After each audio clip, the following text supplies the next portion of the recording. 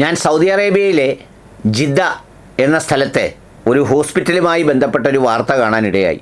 Media വണ്ണിൽ വന്നൊരു വാർത്തയാണ്.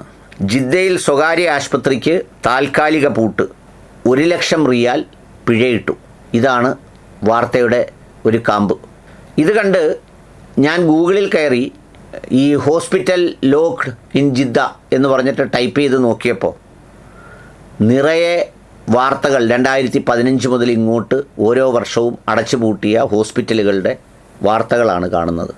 ഇതിലെ ഇന്ന് പൂട്ടിയ ഹോസ്പിറ്റലിൻ്റെ ഒരു കാരണമായി പറയുന്നത് മതിയായ അനുമതിയില്ലാതെ അമിതഭാരം കുറയ്ക്കുന്നതിനുള്ള ശസ്ത്രക്രിയ നടത്തി എന്നുള്ളതാണ്. വെയിറ്റ് കുറയ്ക്കുന്നതിനുള്ള ശസ്ത്രക്രിയ നടത്തി എന്ന് പറഞ്ഞിട്ടാണ്. ഞാനിത് കണ്ടപ്പോൾ ഓർത്തത്, നമ്മുടെ നാട്ടിലൊക്കെ ബാറുകളെക്കാൾ ഏറ്റവും അപകടകരമാം വിധം ഈ ആരോഗ്യമേഖല കടുത്ത നീതിരഹിത ഏർപ്പാടുകൾക്കും മനുഷ്യത്വരഹിത ഏർപ്പാടുകൾക്കും മനുഷ്യവിരുദ്ധ ഏർപ്പാടുകൾക്കും വിധേയമാവുകയാണ്.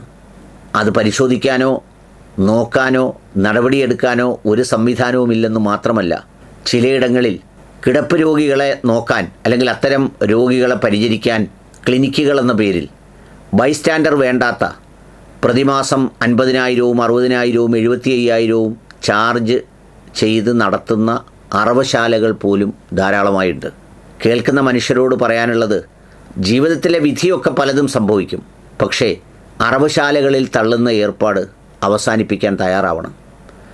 ഒന്നുമല്ലെങ്കിൽ നാട്ടിൽ ആരെങ്കിലുമൊക്കെ ഈ മനുഷ്യപ്പറ്റുള്ള ആളുകൾ ചേർന്ന് 2-3 രോഗികളെ കിടത്താനുള്ള സംവിധാനം ഉണ്ടാക്കി അവരെ പരിചരിച്ച് മാന്യമായി ശമ്പളം വാങ്ങിച്ചാലും ഇതുപോലെ യാതൊരു മനുഷ്യത്വവും കടപ്പാടും സംഗതികളും ഇല്ലാത്ത ഇത്തരം കേന്ദ്രങ്ങൾ എത്ര എണ്ണമാണ് പ്രവർത്തിക്കുന്നതെന്നറിയോ? സത്യത്തിൽ ഇന്ന് ആരോഗ്യ മേഖലയിലെ വാർദ്ധക്യവും കിടപ്പ് രോഗികളും ഒരു കൊയ്ത്തുത്സവമാണ്. കൊയ്ത്തുത്സവം. പ്രിയപ്പെട്ടവരെ, പണ്ട് കേരളത്തിൽ ധാരാളമായി ഉണ്ടായിരുന്നത് സ്കൂളുകൾ, അതുപോലെയുള്ള ബാലവാടികൾ, നഴ്സറി സ്കൂളുകളൊക്കെ ആയിരുന്നെങ്കിൽ ഇന്ന് കുട്ടികളുടെ എണ്ണം 1 അരയും 2 ആയതോടുകൂടി അവയൊക്കെ ഭീഷണി നേരിടുകയാണ്. എന്നാൽ കേരളത്തിൽ വളരെ വ്യാപകമായി നടന്നുകൊണ്ടിരിക്കുന്ന ഒരു കൊള്ളയാണ് ഈ ആരോഗ്യമേഖലയിലെ കൊള്ള എന്ന് പറയുന്ന സംഭവം. യഥാർത്ഥത്തിൽ അത് ശവം തിന്നുന്നത് പോലെ കൊന്നു തിന്നുകയാണ്. സർക്കാർ വെറും കാഴ്ചക്കാരെ പോലെ നോക്കി നിൽക്കുകയാണ്. സത്യത്തിൽ ചെയ്യുന്നത് ഏറ്റവും ദുരന്തപൂർണമായ പകൽ കൊള്ളയാണ് നടക്കുന്നത്.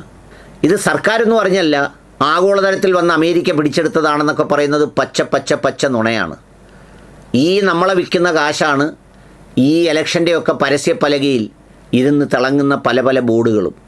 ഇവർക്ക് വരാൻ വേണ്ടി കളമൊരുക്കാൻ ക്ലിനിക്കൽ അഡ്മിനിസ്ട്രേഷൻ ബില്ലെന്നൊക്കെ പറഞ്ഞ് കൊണ്ടുവരുന്ന പല ബില്ലുകളും പലതും നിയമങ്ങൾ കർശനമാക്കി ചെറിയ ഡോക്ടർമാർ നടത്തുന്ന ക്ലിനിക്കുകളെ ഒരാവശ്യവുമില്ലാതെ ഒരിക്കലും നടത്താനൊക്കാത്ത രൂപത്തിലാക്കിയിട്ട് ഇവർക്ക് കൊയ്യാനുള്ള അവസരം ഉണ്ടാക്കി കൊടുക്കുകയാണ് ചെയ്യുന്നത്. പണ്ട് ഈ പുകപരിശോധനാ കേന്ദ്രം അത് സർട്ടിഫിക്കറ്റ് നിർബന്ധമാക്കിയിട്ട് കേന്ദ്രം തുടങ്ങിയതുപോലെ ഇതെല്ലാം അടച്ചു പൂട്ടിയിട്ട് ഇവരെ കൊല്ലാനുള്ള സാഹചര്യങ്ങൾ ഉണ്ടാക്കിയെടുക്കുകയാണ്. എന്നിട്ട് കൊന്ന് കൈകാര്യം ചെയ്യുകയാണ്. ഈ പറയുന്ന ആസ്ട്രൽ മെഡിസിറ്റി പോലെയുള്ള ആശുപത്രിയിൽ ഒരു രോഗിയെ കിടത്തിയ കഥ എനിക്കറിയാം. അവിടെ കൊണ്ട് കിടത്തുമ്പോൾ അദ്ദേഹത്തിൻ്റെ ഡിസ്ചാർജ് സമ്മറി തരുമ്പോൾ നമ്മളതിൽ വായിച്ച് നോക്കിയാൽ കാണാം, രക്ഷപ്പെടാനുള്ള 1% പോലും ഇല്ലെന്നാണ് 45 ലക്ഷം രൂപ ചികിത്സയ്ക്കായി കാശ് വാങ്ങിയ ശേഷം ഡിസ്ചാർജ് സമ്മറിയിൽ എഴുതി വിടുന്നത്. ഇത് കൊണ്ടുചെല്ലുമ്പോഴേ അറിയാം. പക്ഷേ കാശ് തടസ്സമില്ലാതെ അയാളുടെ മുതൽ വിറ്റത് ബാങ്കിൽ കിടക്കുന്നത് കൊണ്ട് അതിങ്ങനെ ആശുപത്രികളിലേക്ക് പ്രവഹിച്ചുകൊണ്ടിരുന്നപ്പോൾ ഒരു തടസ്സവുമില്ലാതെ 45 ലക്ഷം രൂപ ഉള്ള ഒരാളിന് ഒരു 10-20 ലക്ഷം രൂപയുടെ മരുന്ന് കയറ്റിയാൽ ഏത് കണ്ണും സുഹൃത്തുക്കളെ തുറന്നിരിക്കും, ഏത് വായും തുറന്നിരിക്കുന്ന പോലെ തോന്നും. പുരികം വേണമെങ്കിൽ ഓപ്പറേഷൻ നടത്തി വലിച്ച് ചരടിട്ട് മേപ്പോട്ട് കെട്ടിവെക്കാം ഇങ്ങനെ, എന്നിട്ട് നമ്മളെ ഇങ്ങനെ കാണിക്കാം. ആ തുക തീർന്നപ്പോൾ മറ്റൊരാലോചനയും ഇല്ലാതെ അതുവരെ പറഞ്ഞുകൊണ്ടിരുന്നത് ട്രക്കസ്റ്റോമി ഉള്ളതുകൊണ്ടാണ് ഡിസ്ചാർജ് ചെയ്യാൻ പറ്റാത്തത് എന്നാണ്. അതുള്ളതുകൊണ്ടല്ല, ബില്ല് വന്നുകൊണ്ടിരുന്നത് കൊണ്ടാണ്.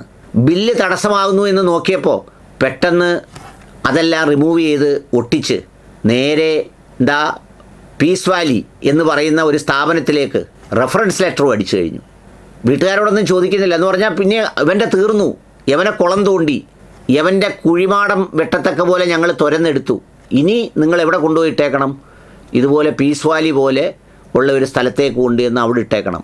ചാരിറ്റിയിൽ പ്രവർത്തിക്കുന്ന കുറേ നല്ല മനുഷ്യർ ഇടപെട്ട് നടത്തിക്കൊണ്ട് പോകുന്ന അവിടേക്ക് കൊണ്ടുവന്ന് എത്തിക്കുകയാണ് ചെയ്യുന്നത്. ഇനി അത് കഴിഞ്ഞാണ് ക്ലിനിക്കുകളിലേക്ക് വരുന്നത്. ഇവരുടെയൊക്കെ കാര്യങ്ങൾ വളരെ കുഴപ്പമാണെന്നും ഇവരൊക്കെ ചെയ്യുന്നത് വലിയ തെറ്റാണെന്നും ഇത്തരം സ്റ്റാർ ഹോസ്പിറ്റലുകൾ വലിയ കൊള്ളയാണ് നടക്കുന്നതെന്ന് പറഞ്ഞാണ് എന്ത് നടത്തുന്നത്? ഇതുപോലെയുള്ള കിടത്തി ക്ലിനിക്കുകൾ നടത്തുന്നത്. ഇപ്പോൾ ഈ പറയുന്ന അർദ്ധബോധാവസ്ഥയിലുള്ള ഒരാളിൻ്റെ സഹായമില്ലാതെ എഴുന്നേക്കാൻ അനുസ്യൂതമായി ഇങ്ങനെ അനന്തമായി കിടക്കുന്ന ഒരാളിനെ എന്തെങ്കിലും ഒരു സംവിധാനത്തിൽ കിടത്തണ്ടേ? അതൊരു ക്ലിനിക്ക് പോലുള്ള സ്ഥലത്താവുമ്പോൾ നേഴ്സുണ്ട്, ഡോക്ടർമാരുടെ സേവനം ആവശ്യത്തിന് വിളിക്കും, എല്ലാ ഫീഡും കൃത്യമായി കൊടുക്കും, മരുന്നും കൊടുക്കും. ഞങ്ങളുടെ കയ്യിൽ ഇനി തന്നേക്കാനാണ് പറയുന്നത്. നമ്മളവിടെ കൊണ്ട് കൊടുക്കുമ്പോൾ കാണുന്നത് എന്താ അറിയോ? ഇതുപോലെ കട്ടിൽ കുറേ പേര് കിടപ്പുണ്ട്. ഏതൊക്കെയോ രാജ്യത്തായിരിക്കും ഇവരുടെയൊക്കെ മക്കൾ, കാണുന്നൊന്നും ഉണ്ടാവില്ല, വീഡിയോ കോളൊക്കെ വിളിച്ച് കാണിക്കുമായിരിക്കും. എന്നിട്ട് അവരുടെ പരിചരണമാണ്. എന്തെങ്കിലും ഒരു അനക്കവോ കണ്ണു തുറക്കലോ ഉണ്ടെങ്കിൽ ഈ കൊണ്ട് കിടത്തിയ തുക കൂടാതെ അടുത്ത ഫിസിയോതെറാപ്പി, അല്ലാത്ത തെറാപ്പി, മറ്റേ തെറാപ്പി എന്നൊക്കെ പറഞ്ഞ് അതിൻ്റെ കാശ് സ്റ്റാർട്ട് ചെയ്യും. എന്നിട്ടോ ഈ 40 ലക്ഷം രൂപ വാങ്ങുന്നവർക്ക് ഒരു കരുണയുണ്ട്. അവരെങ്ങനെങ്കിലും ദേഹം പൊട്ടാതെ സൂക്ഷിക്കും. പൊട്ടുകയാണെങ്കിൽ ഒരു ഓപ്പറേഷൻ നടത്തി അതിലൊരു 10 കൂടെങ്കിലും അവർ വാങ്ങിക്കും. ഇതങ്ങനല്ല. 50ൻ്റെ പണിയായതുകൊണ്ട് പൊട്ടുന്നതൊന്നും പ്രശ്നമല്ല. നമ്മളോട് പറയും ചരിച്ച് കിടത്തിയാൽ ഓക്സിജൻ കുറയും, തിരിച്ച് കിടത്തിയാലും കുറയും. അപ്പം നിവർന്ന് തന്നെ കിടക്കുന്നതാണ് നല്ലത്. പക്ഷേ പുറത്ത് ഈ സാധനം ഉണ്ടെന്നറിയുന്നത് രോഗി മരിച്ചു കഴിയുമ്പോഴായിരിക്കും. അതുകൊണ്ട് എന്നെ കേൾക്കുന്ന പ്രിയപ്പെട്ടവരോട് പറയാനുള്ളത്, നമ്മളൊക്കെ എപ്പോഴും പ്രാർത്ഥിക്കേണ്ട ഒരു കാര്യം, മാന്യമായി ചെറിയൊരു രോഗമൊക്കെ വന്ന് മരിക്കാൻ പോവുകയാണെന്നൊക്കെ തിരിച്ചറിഞ്ഞ് അങ്ങനെ അങ്ങ് മരിക്കണം വേഗത്തിൽ. ഇങ്ങനെ കിടത്താൻ ഇടവരുത്തരുത്. മക്കളൊന്നും നന്നാവാൻ വേണ്ടി ഒത്തിരി പ്രാർത്ഥിക്കുകയൊന്നും വേണ്ട, അവരങ്ങ് നന്നായിക്കോളും, കുഴപ്പമൊന്നുമില്ല. നന്നായാലൊട്ട് നമ്മുടെ ഈ കിട്ടത്തുമില്ല, അവരവരുടെ ലോകത്തങ്ങ് പൊയ്ക്കോളും. പിന്നെ നിങ്ങൾ ചെറുപ്പത്തിലൊക്കെ നന്നാവാൻ പ്രാർത്ഥിച്ചില്ലേ? ഒരു 19 വയസ്സ് കഴിഞ്ഞ് ഇനി അതൊന്നും ഓർത്ത് നിങ്ങൾ നന്നാവാൻ വേണ്ടി പ്രാർത്ഥിക്കേണ്ട, അവരങ്ങ് ജീവിച്ചോളും. അപ്പോൾ അതുകൊണ്ട് ഇനി പ്രാർത്ഥിക്കേണ്ടതെന്ന് അറിയോ? ഈ പറഞ്ഞ പണിയാണ്. പിന്നെ ഈ ആളുകളോട് പറയാനുള്ളത്, നിങ്ങൾ എന്തെങ്കിലും തരത്തിൽ ആരെയെങ്കിലും ബൈസ്റ്റാൻഡർ കൂടെ നിർത്തുന്ന സ്ഥലത്തല്ലാത്ത ഒരിടത്തും ഇവരെ കൊല്ലാൻ കൊണ്ട് കൊടുക്കരുത്. നമ്മൾ ഈ കൊല്ലാൻ കൊണ്ട് കൊടുക്കുന്നതിന് ഇപ്പോൾ അല്ലേ ഹൈക്കോടതി കൊടുത്ത് ദയാവധം എന്ന് പറഞ്ഞിട്ട് ഇപ്പോൾ ഒരാളിനെ കൊല്ലാൻ വേണ്ടി സുപ്രീം കോടതി അനുമതി കൊടുത്തല്ലോ. സഹിക്കാൻ കഴിയാതെ ഒരു മനുഷ്യൻ എത്രയോ കൊല്ലം കിടന്ന് അനുഭവിക്കുന്നു എന്ന് പറഞ്ഞിട്ട് അതിന് മൂവ് ചെയ്താലും ഇവരുടെ കയ്യിൽ കൊണ്ട് കൊടുക്കരുത് എന്നുള്ളതാണ് വിനീതമായ അഭ്യർത്ഥന. ഇതൊക്കെ പറയുമ്പോൾ എല്ലാവരും ചോദിക്കും ആ സ്ഥാപനം ഏതാ, ഈ സ്ഥാപനം ഏതാന്ന്. അതെന്താണെന്ന് എടുത്ത് പറയാത്തത്.